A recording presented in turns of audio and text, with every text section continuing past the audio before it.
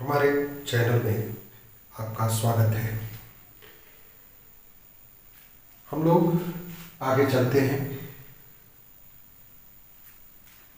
पिछली वीडियो में कुछ प्रश्न रह गए थे जो विविध परीक्षाओं में संविधान निर्माण से संबंधित पूछे गए हैं, तो उसको हम लोग इस वीडियो के माध्यम से पूरा कर लेते हैं। तो प्रश्न है, निम्न में से कौन प्रारूप समिति के सदस्य थे? हमने बताया था कि प्रारूप समिति में 7 सदस्य हैं और 7 सदस्यों का नाम हमने अपने वीडियो के माध्यम से आप तक पहुंचा दिया है। और यहाँ विकल्प में हम लोग देखते हैं कि पहला ये है एन गोपालास्वामी, दूसरा जवाहरलाल नेहरू, तीसरा अल्लादी कृष्णास्वामी अय्यर और सरदार पटेल। इसमें कूट दिया गया है, इसमें से कुछ ही हैं जो प्रारूप समिति के सदस्य हैं, तो उसी में से छांटना है कि कौन कौन ऐसे हैं जो प्रारूप समिति के सदस्य हैं। एन गोपालास्वामी ये प्रारूप समिति के सदस्य हैं। जवाहरलाल नेहरू नहीं है। अल्लादी कृष्णास्वामी अय्यर ये है और ये है, और सरदार पटेल नहीं है। तो इसमें से 2 ऐसे व्यक्ति हैं जो प्रारूप समिति के सदस्य हैं। ये यूपी पीसीएस 2014 का प्रश्न है।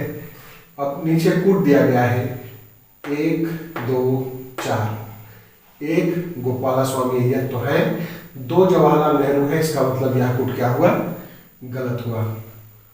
1 और 4, 1 गोपालास्वामी और 4 सरदार पटेल, ये नहीं है, यह भी कूट गलत है।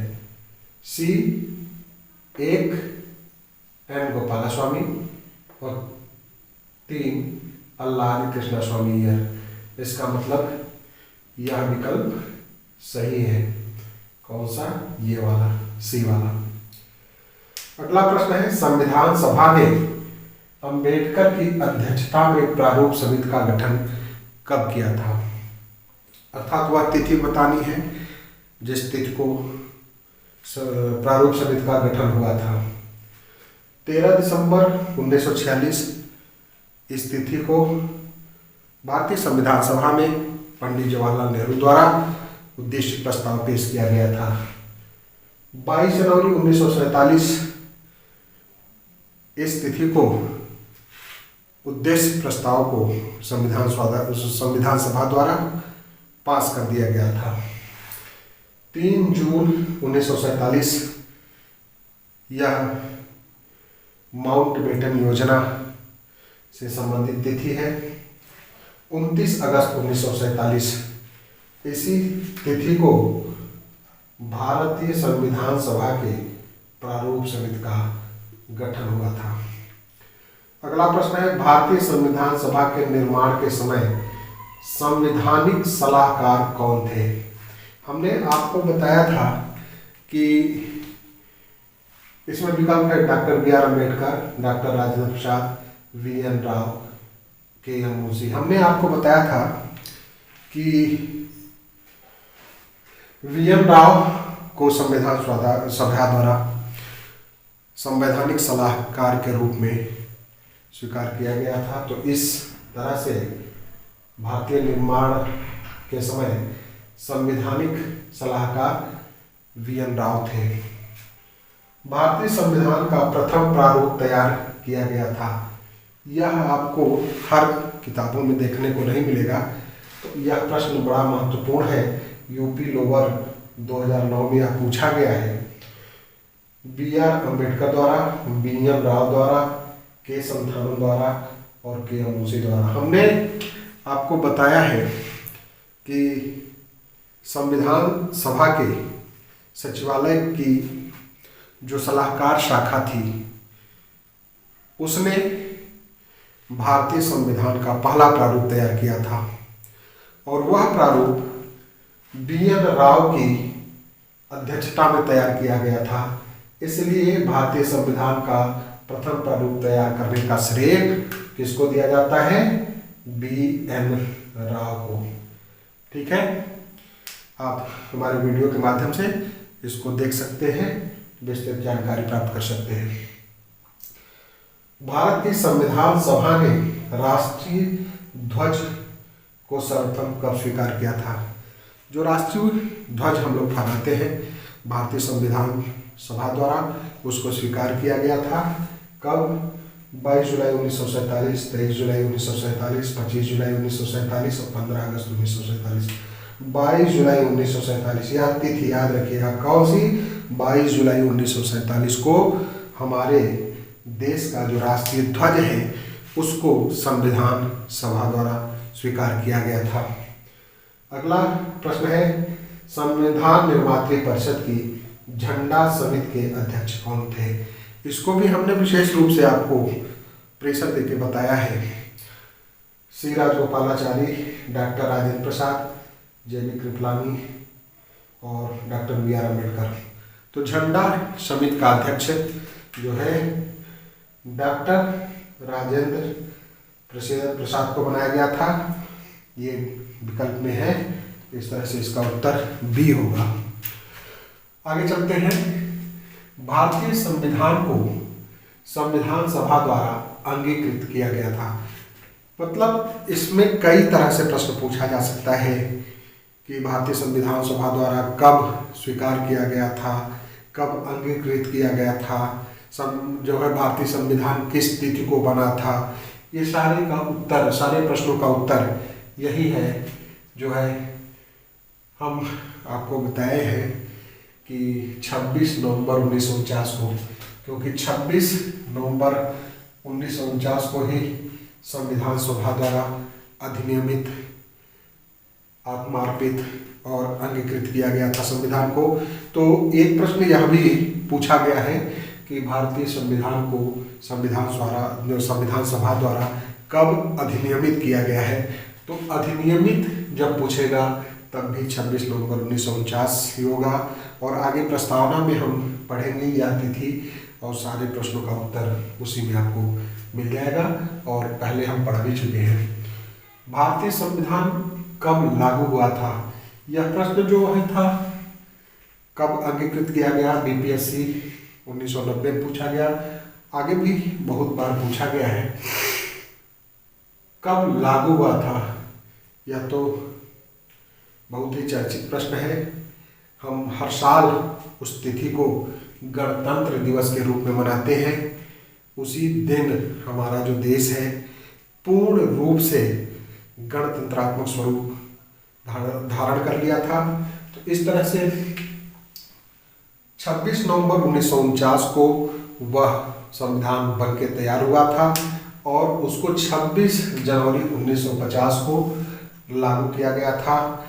इस संविधान पर 24 जनवरी 1950 को अंतिम रूप से संविधान सभा के सदस्यों का हस्ताक्षर हुआ था।